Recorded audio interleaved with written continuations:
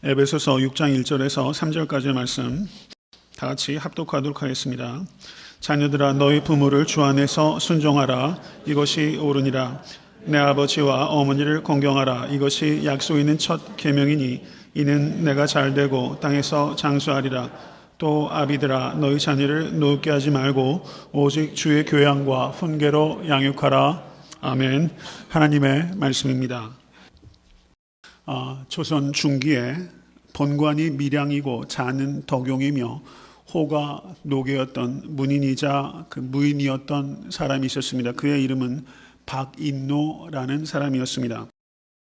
이 박인노가 퇴청하에서 지내던 차에 오성과 한음의 한음 이덕형을 자주 찾아가곤 했다고 합니다. 한음이 반가운 손님 박인노를 대접하기 위해서 소반에 조홍감을 내어놓자 박인노 씨가 이런 시를 지었다는 것입니다. 쟁반 가운데 놓인 일찍 익은 감이 곱게도 보이는구나. 유자가 아니라 해도 품어 가지고 갈 마음이 있지만 감을 품어가도 반가워해 줄 부모님이 안 계시니 그것이 서럽구나 라고 박인노 씨가 노래했던 것입니다. 이 세상은 많이 바뀌어도 이 부모님에 대한 애틋한 마음은 동일한 것이다 라는 것을 다시 한번 깨닫게 됩니다. 제가 이 자리에 이렇게 둘러보니 아마 이 자리에 계신 성도님들 가운데서도 이미 홍시를 가져다 드릴 부모님이 안 계신 성도님들도 많이 계신 것 같아요.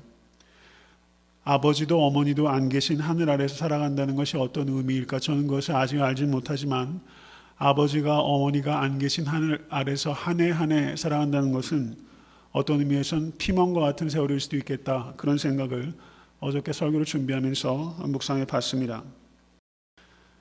그러나 내가 섬길 부모님이 없다고 할지라도 효도라는 이 주제는 어느 누구에게도 무관한 주제가 될 수 없다는 것을 우리가 생각하는 것으로 오늘 말씀을 들으실 수 있기를 간절히 바랍니다. 효도라는 주제는 그리스도인들이라면 누구나 그리고 언제나 관심을 가져야 될 매우 중요한 주제라는 것을 기억하실 수 있게 바랍니다. 나와 상관없어 라고 말할 수 있는 성경의 주제는 참으로 하나도 없다는 것을 받아들이십시오. 왜냐하면 자식이 있습니다. 자식에게 효도를 가르치실 수 있게 되길 간절히 바랍니다. 자식에게 부모가 효도를 가르쳐야 되는 것은 부모 자신의 유익을 위해서가 아니라 자녀의 유익을 위해서 가르쳐야 하는 것입니다. 그리고 주변에도 보면 부모님들과 혹은 시부모님들과 매우 심각한 문제를 겪고 있는 사람들이 적지 않습니다. 그들에게 자연인으로서가 아니라 그리스도인으로서 자식의 도리가 무엇인지를 가르칠 수 있는 성경에 대한 깊은 이해를 우리는 가져야만 하는 것입니다. 기독교에 대한 많은 오해 가운데 하나는 기독교는 효를 중요하게 생각하지 않는 종교라는 것입니다. 그러한 오해가 생긴 가장 큰 이유 가운데 하나는 기독교인들이 조상에게 제사를 지내지 않는 것을 보고서 세상 사람들이 그렇게 기독교를 폄하하고 있는 것입니다. 그러나 그것은 성경에 대해서 전적으로 무지한 결과라는 것을 우리는 말할 수 있어야만 되는 것입니다. 구약 성경 곳곳을 보시면 부모에게 순종하고 효도하는 것이 얼마나 중요한 가르침인지를 우리는 분명하게 알 수 있습니다. 특별히 출애굽기 21장 11절, 레위기 20장 9절, 신명기 21장 18절에서 21절 말씀, 그리고 잠언 30장 17절 등의 말씀은 하나님께서 불효에 대해서 무섭도록 징벌을 내리신다는 것을 강조하고 또 강조하고 있습니다. 신약 성경 로마서 1장 30절을 보시면 불효를 이방인들의 대표적인 악행으로 사도 바울은 분명히 기록하고 있고, 디모데 후서 3장 20절을 보시면 말세의 징조 가운데 하나로 부모에게 거역하는 것을 기록하고 있다는 것을 우리는 기억해야만 할 것입니다. 그렇기 때문에 공의 신구약 성경 전체를 통틀어서 하나님께서는 부모를 공경하는 자를 기뻐하시고 하나님께서는 부모를 공경하는 자를 사용하신다는 것을 믿고 기억하실 수 있게 되기를 간절히 축원합니다. 누가복음 2장을 보시면 6월절에 마리아와 요셉이 12살 난 그 예수님을 이끌고 그 예루살렘 성전을 방문하신 후에 이제 본 고향으로 내려갔습니다. 그런데 예수님이 따라온다고 생각했는데 따라오지 않고 성전에 계셨습니다. 그때 마리아와 요셉이 예수님을 찾아서 다시 고향으로 내려갔을 때 그때 누가복음 2장 51절을 보시면 성경 이렇게 기록하고 있습니다. 한번 찾아보실까요? 누가복음 2장 51절 말씀입니다.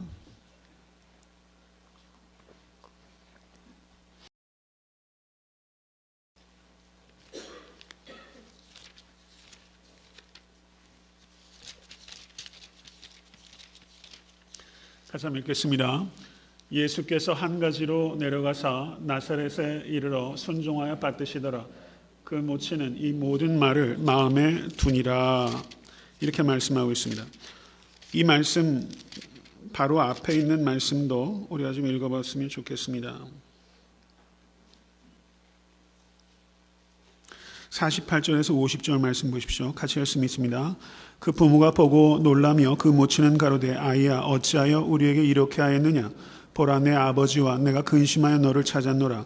예수께서 가라사대 어찌하여 나를 찾으셨나이까 내가 내 아버지 집에 있어야 될 줄을 알지 못하셨나이까 하시니. 이렇게 말씀하셨어요. 예수님께서 내가 내 아버지 집에 있어야 할 줄을 알지 못하셨나이까 라고 물으셨어요. 여러분, 예수님께서는 자신이 하나님의 아들이신 것을 분명하게 알고 계셨다는 뜻입니다. 그리고 예수님께서는 어떤 사명을 가지고 이 땅에 오셨는지를 분명히 알고 계셨어요.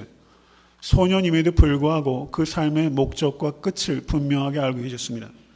그렇지만 예수님께서 부모를 따라서 고향에 갔을 때 거기에서 어떻게 했습니까? 순종하여 받드셨더라. 누구에게 순종하여 받으셨습니까? He was obedient to them 이라고 영어는 번역하고 있어요. 요셉과 마리아에게 순종하셨다라고 말하고 있습니다. 하나님의 뜻을 이루기 위해서 이 땅에 오셨음을 분명히 알고 있음에도 불구하고 그 부모의 뜻에 순종하셨다라고 성경 기록했다는 것입니다. 이렇게 하신 것은 예수님께서 부모에게, 육신의 부모에게 순종하는 것이 하늘의 하나님께 기쁨이 되는 것이고, 그리고 자신을 따르는 수많은 그리스도인들에게 효의 본이 되시기 위한 것이라는 것을 우리는 기억해야 할 것입니다. 한 어머니께 세 아들이 있었습니다. 그 세 아들을 훌륭하게 키웠는데 어느덧 세월이 많이 지나서 어머니가 눈이 보이지 않으실 만큼 나이가 연로해지셨습니다. 어머니의 헌신적인 사랑으로 성장한 아들이 세 아들끼리 이렇게 말하자면 그 경쟁이 붙은 거예요. 우리 셋 중에 누가 제일 효자인지를 한번 가려보자라는 것입니다. 그러자 큰 아들이 자기는 방이 15개나 되는 큰 집을 어머니께 사드리겠다고 했고 그렇게 했습니다. 둘째 아들은 1억 원 가까이 나가는 최고급 승용차를 운전사까지 딸려서 어머니에게 선물해 드렸어요. 그런데 셋째 아들은 15년 동안이나 잘 훈련시킨 앵무새를 선물해 드렸는데 이 앵무새가 성경을 모두 외우는 신기한 앵무새입니다. 시편 1편 하면 시편 1편을 줄줄줄 외우는 앵무새를 이 셋째 아들은 선물해 드렸어요. 여러분께서 어머니시라면 어떤 선물이 제일 좋으시겠어요? 마침내 세 아들이 모였습니다.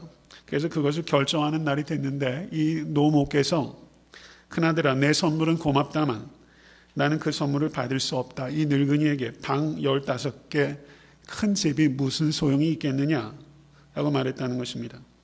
둘째 아들에게도 나는 그 좋은 승용차를 받을 수 없다. 눈도 보이지 않아서 다닐 수 없는 내가 그렇게 좋은 승용차 받아서 무엇하겠느냐. 그리고 셋째 아들에게 이렇게 말했다는 거예요. 막내야 나는 내 선물이 제일 좋았단다. 내가 보내준 통닭은 맛있게 먹었다. 성경을 줄줄줄 외우는 앵무새를 선물해 드렸는데 내가 보내준 통닭은 맛있게 먹었다. 이 우스갯소리죠. 기발한 이야기인 것 같아요. 근데 가만히 생각해 보면 여기에 의미가 있어요. 효도가 쉽지 않다는 거예요. 부모님께 방 15개짜리 집을 해드려도 아무 의미가 없고 1억짜리 자동차 운전사를 딸려 보내도 그게 아무 소용이 없을 때가 있고, 여러분 부모가 이게 앵무새인지 닭인지 구별하지도 못하시고 맛있게 먹었다고 칭찬하실 때가 있다는 것을 이야기해 주는 것 같아요. 이 우스꽝스러운 이야기에 뼈가 있어요. 효도가 쉽지 않다는 것을 우리가 생각해야 됩니다. 우리가 항상 어렵다고 생각할 때 그것을 위해서 기도하게 되고, 그리고 그것을 위해서 신중해질 수 있다는 것을 우리가 생각해야 됩니다. 효도가 쉽지 않다는 것을 우리는 깊이 생각해야 될 것입니다. 성경은 효도를 어떻게 해야 될 것인가를 오늘 에베소서 6장 1절 3절의 말씀을 통해서 두 가지로 가르치고 있습니다.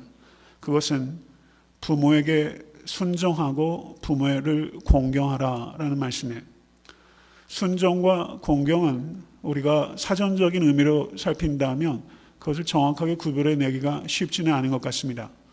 오늘 말씀을 통해서 순종과 공경의 의미가 무엇인지를 깨닫고 그 깨달음을 삶 속에서 실천하시는 여러분과 제가 될 수 있게 되길 간절히 바랍니다. 6장 1절의 말씀을 보시면 자녀들아 너희 부모를 주 안에서 순종하라 이것이 옳으니라 라고 말씀합니다. 순종하라는 임페러티브 명령과 이것이 옳기 때문입니다 라는 순종의 이유를 밝히고 있습니다. 이것이 옳으니라 라는 말씀은 그것이 하나님께서 세우신 자연 질서요 인간의 본성에 새겨주신 양심의 법이라는 것을 말씀하는 것입니다. 그렇기 때문에 동서양의 제 철학과 제 종교를 막론하고 이 효도의 중요성에 대해서 강조하지 않는 문화권 그리고 철학, 종교는 하나도 없는 것 같습니다. 그러면 여기에서 우리는 매우 중요한 질문을 던질 수 있게 되는 것입니다.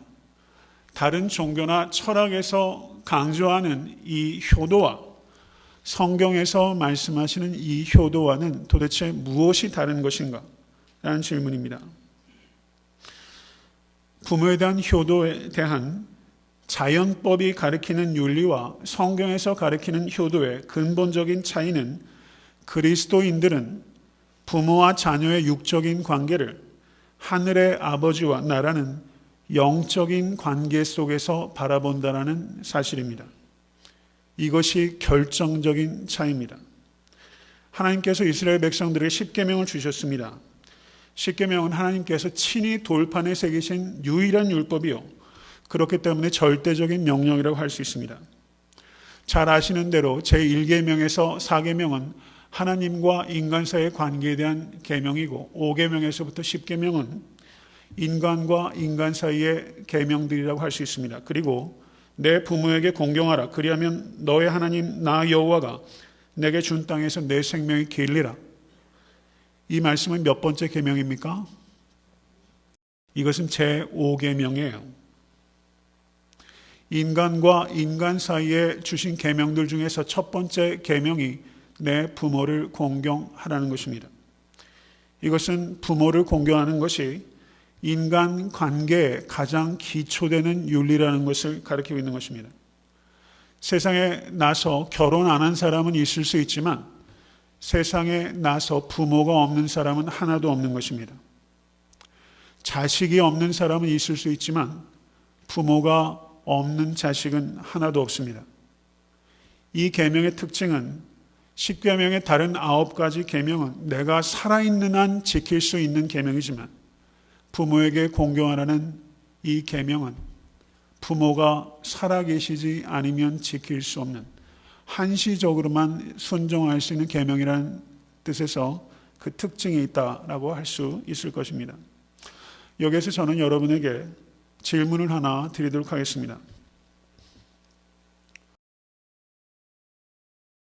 10계명을 하나님께서 두 돌판에 새겨주셨어요. 그럼 제가 여쭙겠습니다. 1계명에서부터 4계명은 하나님과 인간 사이의 관계에 대한 계명이고 5계명에서부터 10계명은 인간과 인간 사이의 계명을 기록하고 있다라고 말하고 있습니다. 그러면 하나의 돌판에는 1계명부터 4계명까지 새겨져 있고 하나의 돌판에는 5계명부터 10계명까지 새겨져 있었을까요?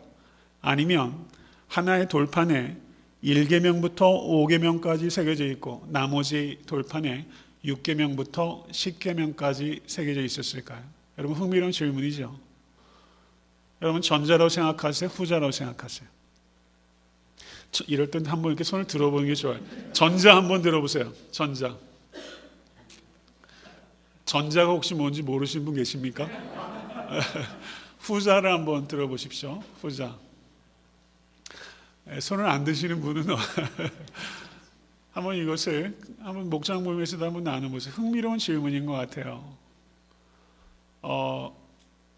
어떻게 이해할 수 있을까요? 그런데 유대인들은 1계명부터 5계명까지 한쪽 돌판이 있었고 6계명부터 10계명까지 나머지 한쪽 돌판이 있었을 것이다. 유대인들은 그렇게 이해한다는 것입니다. 저도 말씀을 준비하면서 이런저런 책을 읽다가 그것을 발견하게 됐어요. 깜짝 놀랐어요. 정말 이런 지혜와 진리가 여기 있구나. 이런 생각이 들더라고요.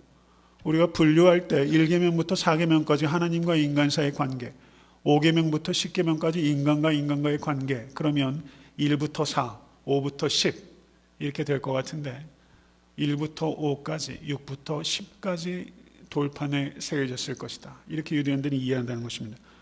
여기에 중요한 포인트가 있어요.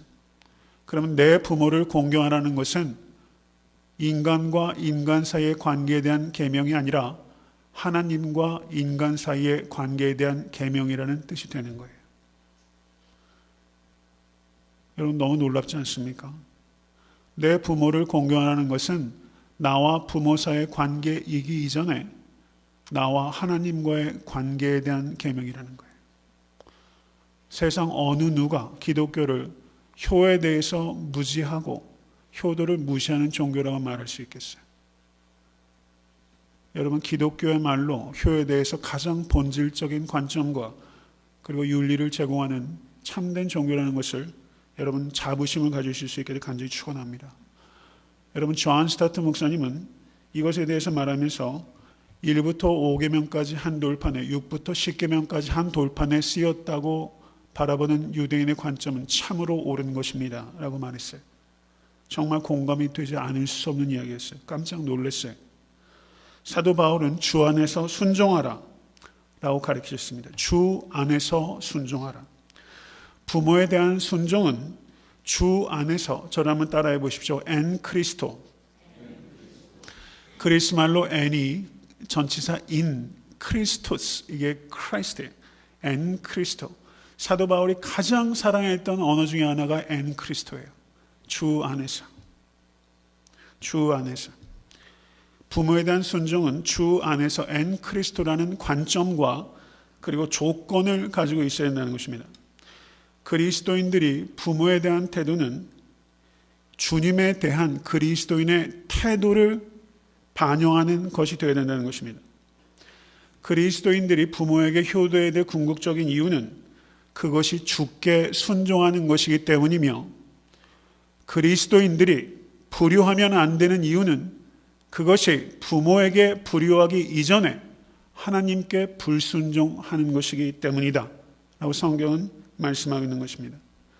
세상의 모든 철학과 종교가 효도에 대해서 강조하지만 그리스도인들은 부모에 대한 효도와 불효가, 부모에 대한 효도와 불효이기 이전에 주님께 대한 순종과 불순종이라는 더 깊고 더 강력한 효도의 이유를 성경은 제시하고 있다는 것을 기억할 수 있게 간절히 바랍니다.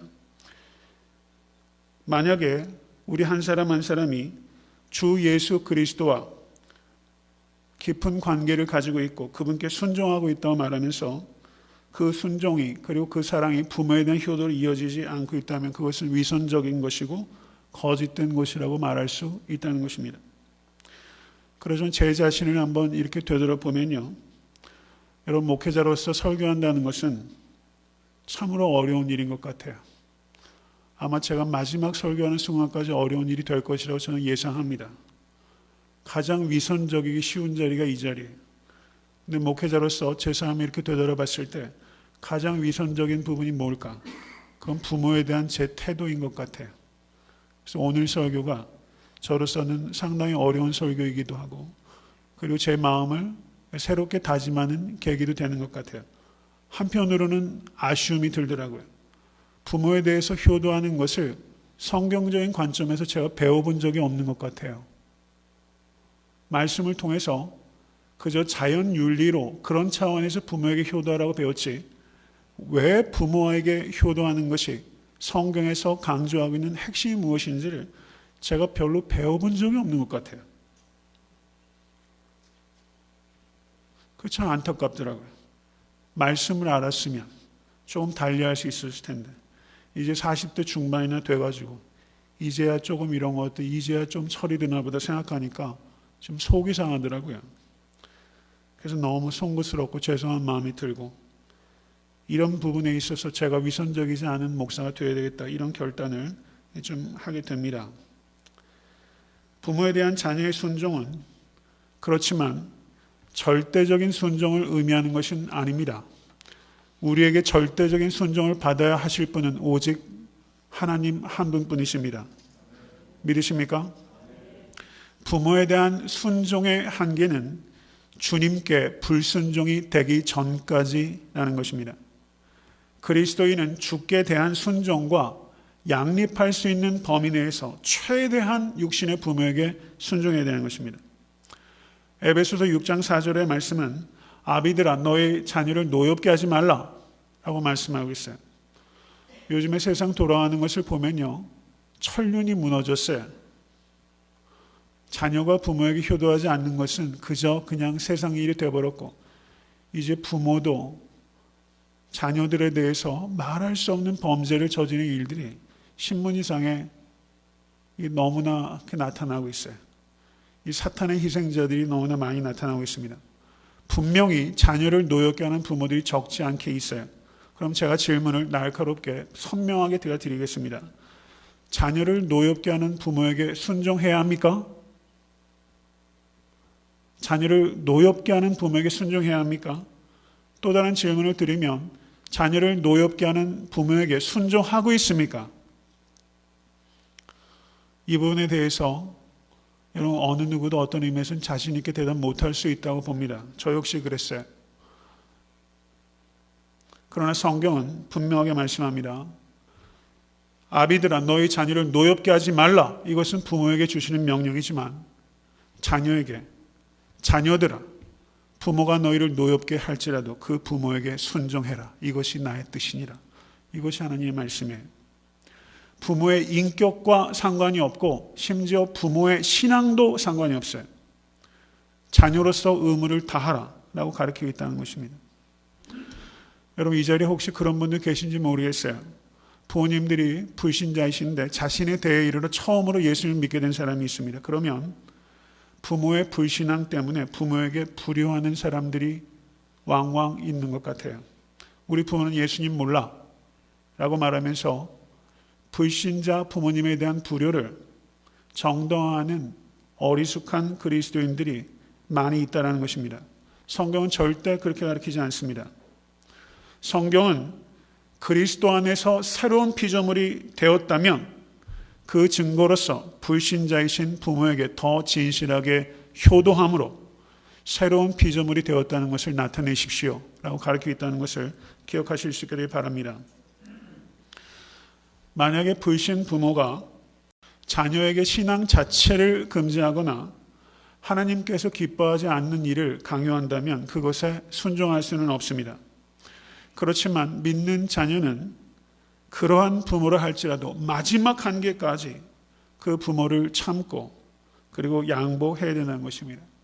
사소하고 부수적인 문제에 대해서는 할 수 있는 한 양보해야 됩니다. 할 수 있는 한 양보해야 됩니다. 여러분 교회에서 성도와 성도의 관계도 사소하고 부수적인 문제, 한마디로 말하면 비볼진적인 문제에 대해서는 할 수 있는 한 최대한 양보해야 되는 거예요. 믿지 않는 부모님들이 이렇게 말해서는 안 됩니다. 예수 믿더니 지 부모 무시하고 지 혼자 똑똑한 척한다 라고 만약에 그런 이야기를 부모님으로부터 듣고 있다면 이건 다른 주변의 가족들에게도 마찬가지예요. 지가 언제부터 예수 믿었다고 여러분 이런 인상을 준다면 그것은 매우 경박하고 그리고 매우 냉정하고 그리고 율법주의적인 태도라는 것을 기억하십시오. 최대한 믿지 않는 부모와 가족들의 마음을 달래드리고 필요한 구체적인 도움을 드리실 수 있는 여러분이 되실 수 있게 간절히 바랍니다. 여러분, 기독교인이 된다는 의미는 무엇입니까? 까다로워지거나 고집스러워지지 않는다는 것을 의미해요. 이거 깊이 생각하셔야 돼요. 기독교인이 된다는 것은 까다로워지거나 고집스러워지지 않는 거예요. 교회에서 사역할 때도요, 내 방법대로 해야 되네. 이게 너무 강하면 그건 그 사람의 문제가 있다는 것을 의미해요. 까다로워지고 고집스러워져서는 안 돼요. 영적으로 깊어진다는 것은 그만큼 유연해지는 거예요. 우리가 본질적인 문제 가지고 도대체 얼마나 심각하게 생각하며 살아갑니까? 우리가 다투는 거의 99.999%는 다 비본질적인 거예요. 다 비본질적인 거예요. 비본질적인 것에 대해서도 서로 깊이 상의하고 논의하고 격론을 벌일 수 있지만 그것에 대해서 합의점이 도달이 안 되면 성숙한 사람이 무조건 양보해야 합니다. 여러분, 교회 사역에서도 항상 이것을 유념하세요. 제가 늘 말씀드리잖아요. 교회 사역에 저는 어떤 일들을 잘하는 것에 더 관심이 있기보다 그것을 화평하게 하는 것을 항상 보고 있어요. 저는 항상 거기에 주목하고 있습니다. 여러분, 그것을 생각하시고 모든 사역에 임하시는 성도 되실 수 있게 간절히 바랍니다.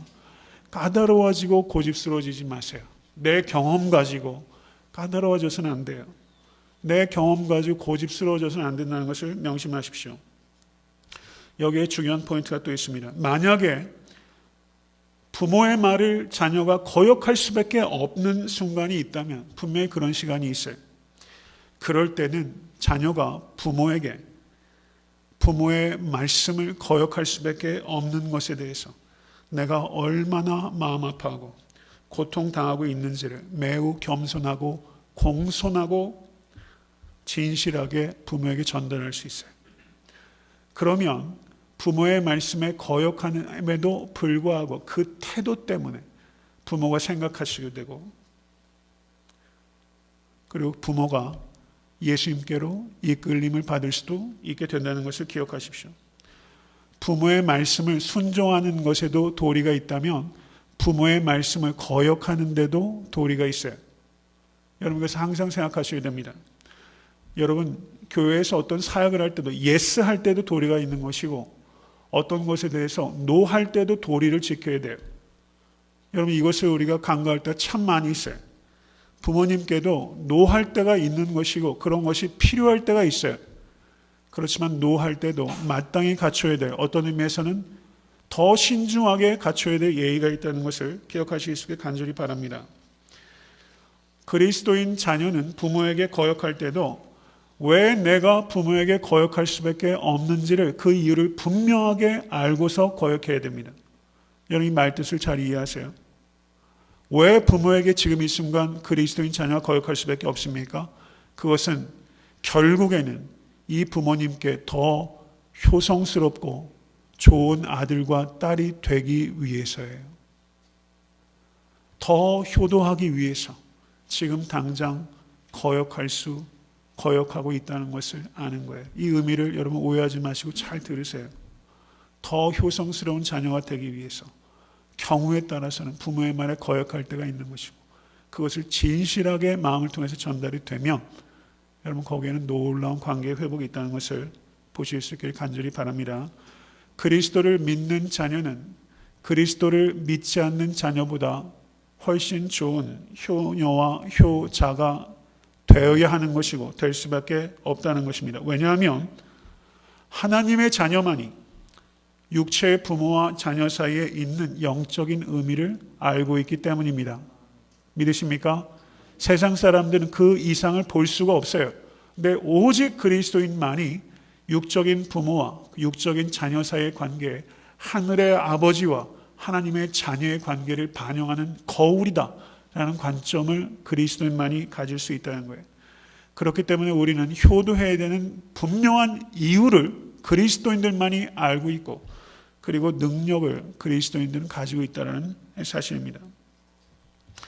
효도에 대한 두 번째 가르침은 내 아버지와 어머니를 공경하라는 것입니다. 여기서 공경하다라는 말이 성경어로 티마오라는 단어인데 이 단어의 뜻이 set a price on 이런 뜻입니다. 가치 있게 여기다 라는 뜻이에요.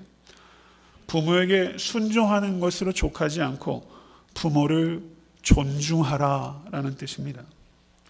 순종이 외적인 행동을 나타내는 것이라면 공경은 내적인 태도를 말하는 거예요. 한 신문에 이런 내용이 실린 적이 있습니다. 현대 가정에서 집안의 서열을 이렇게 기록하고 있어요. 집안 서열 1위는 첫째. 여러분, 집안 서열 1위 누구예요? 손자. 집안 서열 2위 며느리. 집안 서열 3위 아들. 집안 서열 4위 애완견. 집안 서열 5위 가정부. 집안 서열 6위 할머니. 집안 서열 7위 할아버지. 여러분, 집에 할아버지 혹시 안 계십니까? 공감이 좀 되세요? 다소 과장스럽죠? 좀 불편한 이야기예요. 그런데 이것이 전적으로 틀렸다고 얘기하기 어려운 시대에 살고 있는 것도 사실이에요. 우리의 부모와 조부모가 가정에서 어떤 위치에 있는지를 생각하실 수 있기를 간절히 바랍니다. 사무엘이 다윗의 아비 이새에게 왔을 때 그 이새가 7명의 아들들을 사무엘 앞에 지나가도록 했어요. 그때 다윗은 그 자리에 있었습니까? 없었습니까? 그때 다윗은 양떼를 치고 있었어요. 이 의미는 다윗은 이새에게 아들이 아니었다는 것을 의미한다고도 볼 수가 있어요. 거기에 부르지도 않았어요. 아무런 기대도 없었어요. 시편 27편을 보시면 27편 10절의 말씀을 한번 보세요. 시편 27편 10절의 말씀.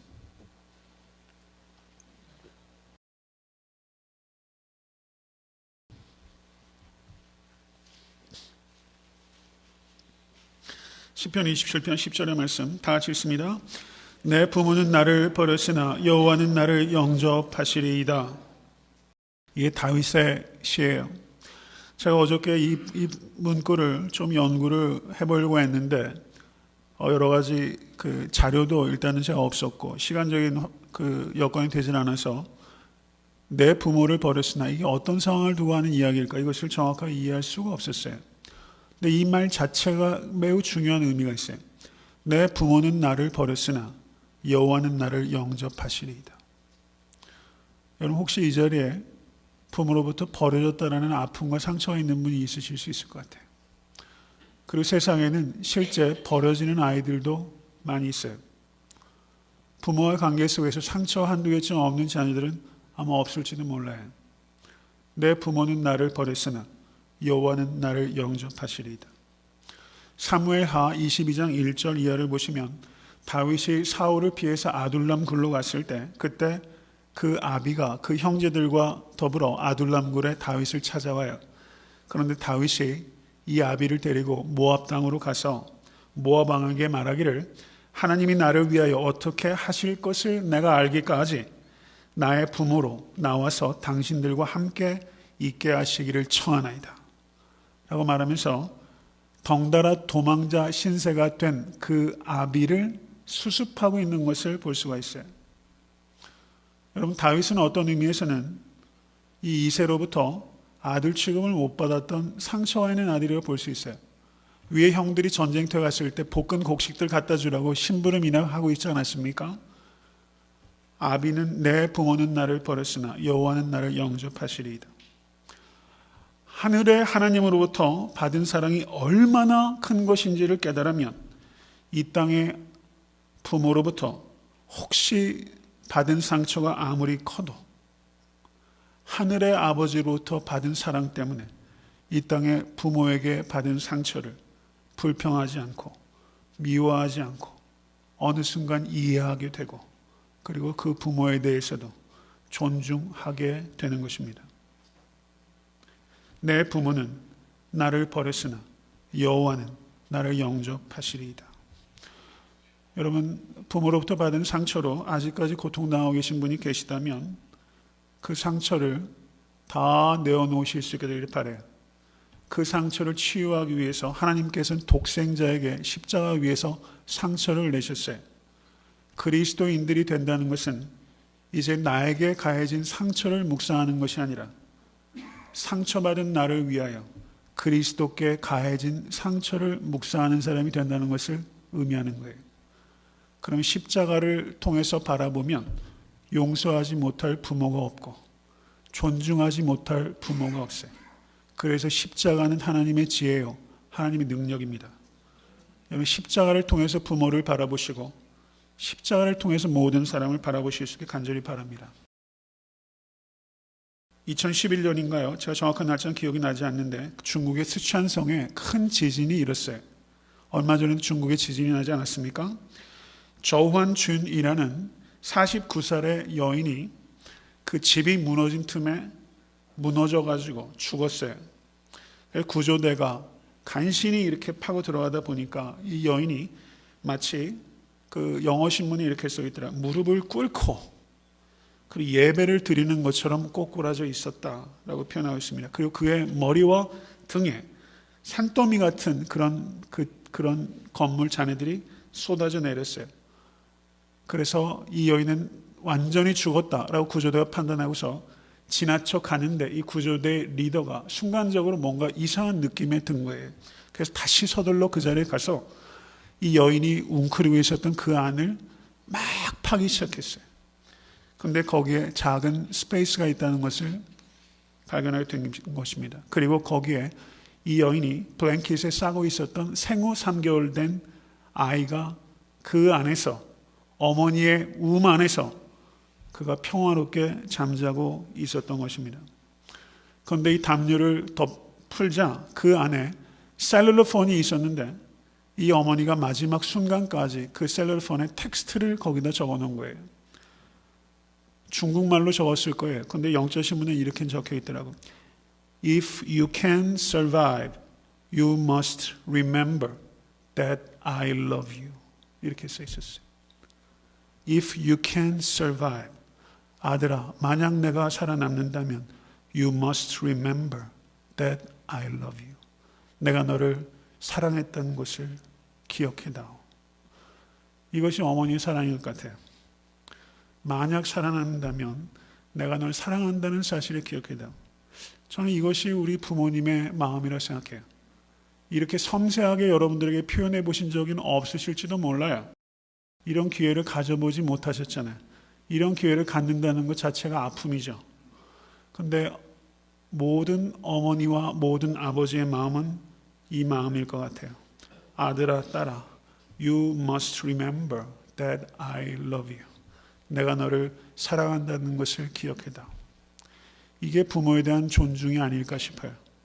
가만히 제 자신을 봐도 참 이게 사람이 철이 들려면요, 사랑을 받고 있음에도 불구하고 그것을 사랑이 아니라고 말하는 것 같아요. 참 오랜 세월 동안 제가 그랬어요. 사랑을 받고 있음에도 불구하고 내가 원하는 방식이 아니면 그걸 사랑이 아니라고 말하는 것에 너무 익숙하고 그것을 변명할 때 참 많이 있었던 것 같아요. 여러분, 완전한 부모는 없습니다. 그렇지만 부모님은 모두 이 마음을 가지고 계세요. You must remember that I love you. 하나의 글을 소개하고 오늘 설교를 마칩니다. 하루 종일 밭에서 힘들게 일해도 우리 엄마는 그래도 되는 줄 알았습니다. 찬밥 한 덩이로 대충 부뚜막에 앉아 점심을 때워도 엄마는 그래도 되는 줄 알았습니다. 한겨울 냇물에서 맨손으로 빨래를 방망이질해도 엄마는 그래도 되는 줄 알았습니다. 배부르다, 생각 없다, 식구들 다 먹이고 굶어도 엄마는 그래도 되는 줄 알았습니다. 팔 뒤꿈치 다 해져 이불이 소리를 내도 엄마는 그래도 되는 줄 알았습니다. 손톱이 깎을 수조차 없이 닳고 문드러져도 엄마는 그래도 되는 줄 알았습니다. 아버지가 화내고 자식들이 속썩여도 끄떡 없는 엄마는 그래도 되는 줄 알았습니다. 외할머니가 보고 싶다, 외할머니가 보고 싶다. 그것이 그냥 넋두리인 줄만 한밤중에 자다 깨어 방구석에서 한없이 소리죽여 울던 엄마를 본 후로 아, 엄마는 그러면 안 되는 것이었습니다. 이런 글이 있어요. 여러분, 부모님들께서 생전에 계십니까? 아직도 엄마는 그래도 되는 줄 알고 있지는 않은가 한번 생각해 봅니다. 그리고 하나님께는 그래도 되는 줄 알고 있는 것이 우리에게는 있지 않을까 깊이 생각해 보실 수 있는 이 아침 될 수 있게 되기를 간절히 바랍니다. 주신 말씀 생각하면서 기도하겠습니다.